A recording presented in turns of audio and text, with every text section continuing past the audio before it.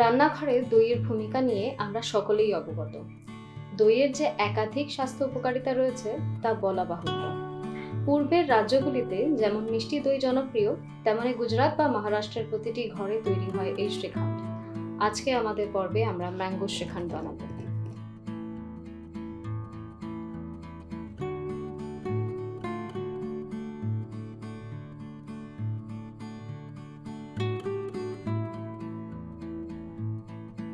একটা আমকে কেটে নিয়ে তাকে মিক্সার গ্রাইন্ডারে দিয়ে আমরস বা ম্যাঙ্গো পিউরি বানিয়ে নেব।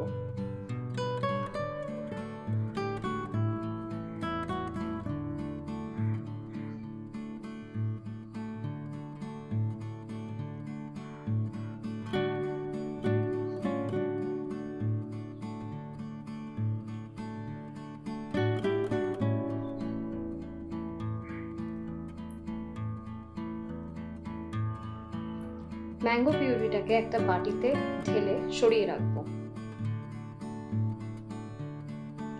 এরপর 1 থেকে 2 চামচ মতো গরম দুধে কিছুটা কেসর ভিজিয়ে রাখবো।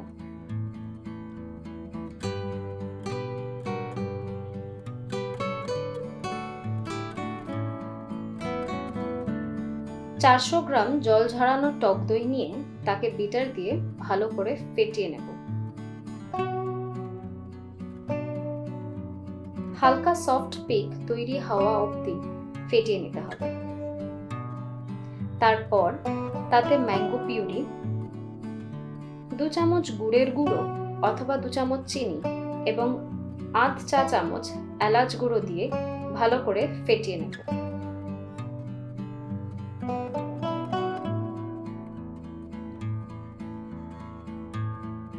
ভালো করে মিশিয়ে নিয়ে তাতে আগে থেকে কেটে রাখা ড্রাই ফ্রুটস এবং কেশর মেশানো দুধটা দিয়ে দেব।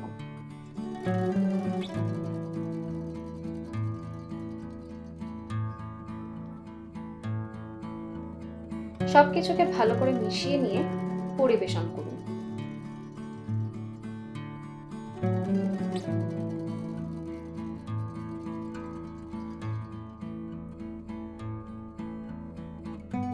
রেসিপিটা কেমন লাগলো কমেন্টসে অবশ্যই জানাবেন এবং আরও রেসিপির জন্য চ্যানেলটিকে লাইক, শেয়ার অ্যান্ড সাবস্ক্রাইব করুন।